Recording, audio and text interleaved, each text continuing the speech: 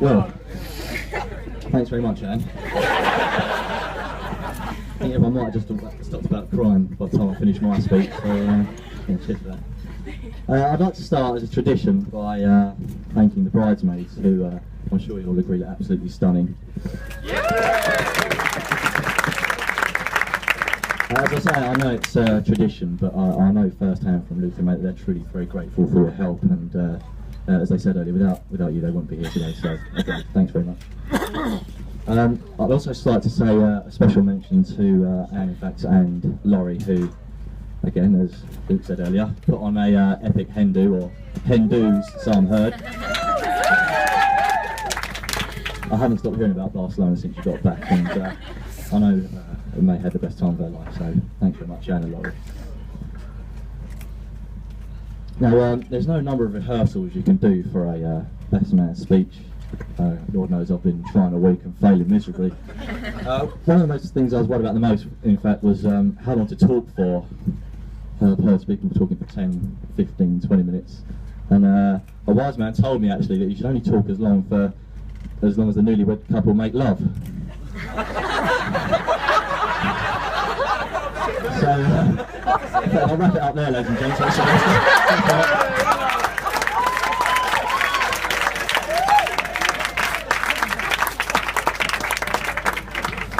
Get him in early. Actually, I'm told that the best man's speech should be the most uncomfortable 5 minutes of the groom's life. This will come as light relief for me, because you get the most uncomfortable 5 minutes of our life every Saturday night when Luke staggers in after we've been down the Bourne Bengal. For those of you that don't know me, my name's Adam, and I've known Luke for the best part of 11 years now. Ever since we ended up sitting in business studies together at school, aged just 16. We spent most of that time in class talking about our own type of business, football and girls. Probably why I got the worst grade in business studies. It was around about this sort of time, coincidentally, that I first started to hear about you, mate. In fact, there's probably quite a few things I know about you that you might think. You're about a 16-year-old May Barron. Only joking. After those school days, I didn't see a great deal of Luke for about a good year or so. Probably down to him and May experimenting one thing or another indoors.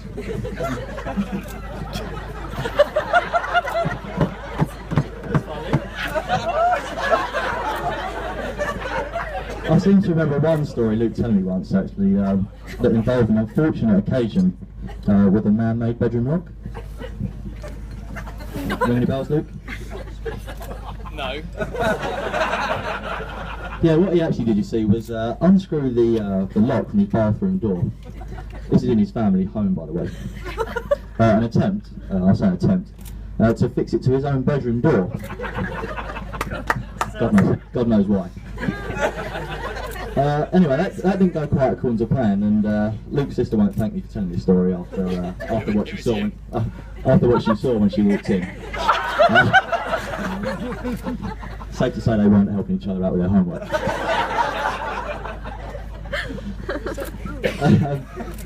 As I say, I didn't see a great deal of Luke until we were in fact reunited after a bizarre occasion whilst I was at work one day. There I was in the lift when the doors opened, and there was Luke, who went on to explain that it was in fact his first day at the same bank as well. And really it was from then on that mine and Luke's relationship really grew from then on. Once we got out of the lift, of course.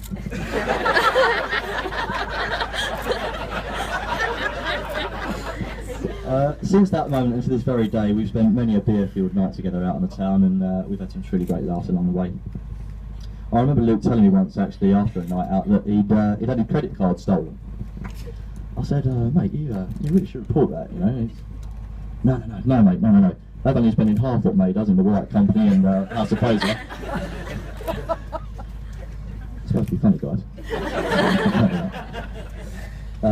As time's moved further on, our friendship has only grown stronger. Really, is there a weekend where we don't go out down the pub and talk nonsense for hours on end before rolling into the curry house?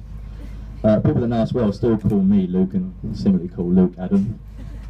Even when Luke was housebound in his flat for a length of time, we'd still spend at least one night a week, again, talking about football or our boys' football team we both managed together, and or indeed, yes, girls.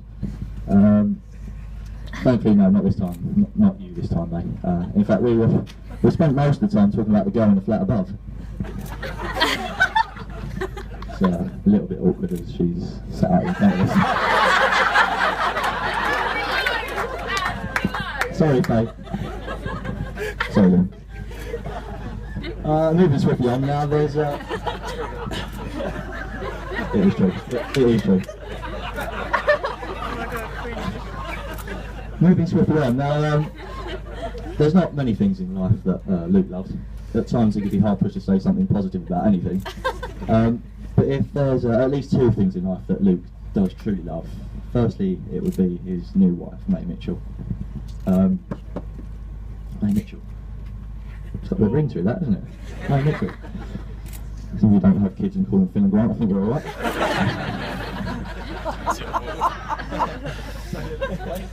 His lovely new wife, May Mitchell, and secondly, Chelsea Football Club.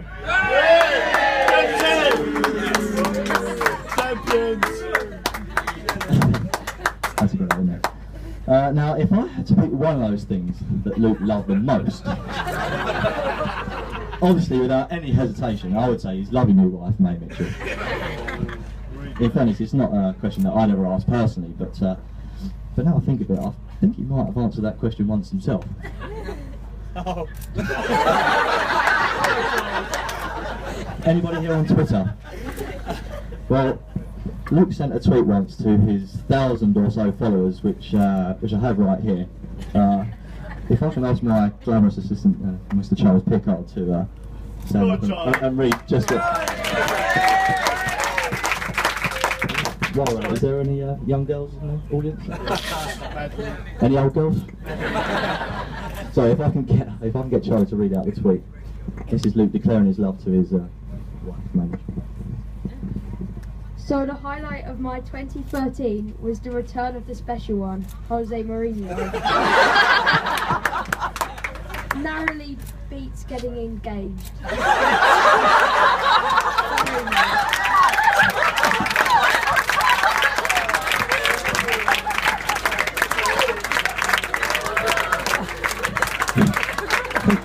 I think you got that the wrong way around, mate. No, he hasn't. No, he's got it absolutely right. Sorry, mate. No, actually, I'm really glad Luke finally plucked up the courage to ask May to marry him. She'd been waiting a hell of a long time, long time. Almost as long as it takes Luke's grandad to tell one of his stories. Anyone at Ascot will know what I mean. That's right. Just lately, in fact, as today's weddings got ever closer, we began to talk about it more and more. You know, bits and pieces, what we're wearing, and the honeymoon, etc. And I'd like to take a moment to wish you, on behalf of everyone here today, a great time on your honeymoon in Wales.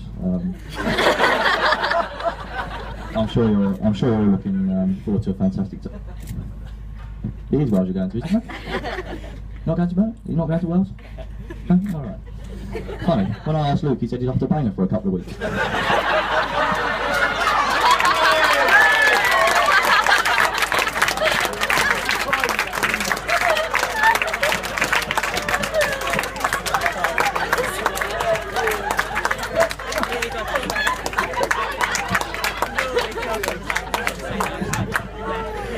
Ladies and gents,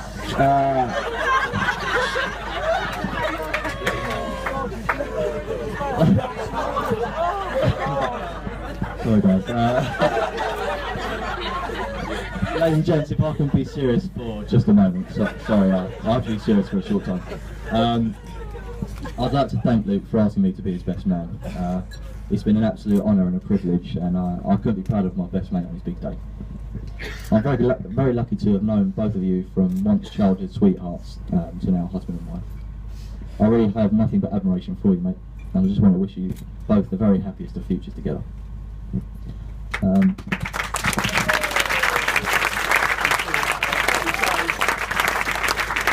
Ladies and gents, at this point, if I could ask you all please to raise for a toast to Mr. and Mrs. Mitchell. Enjoy Wales.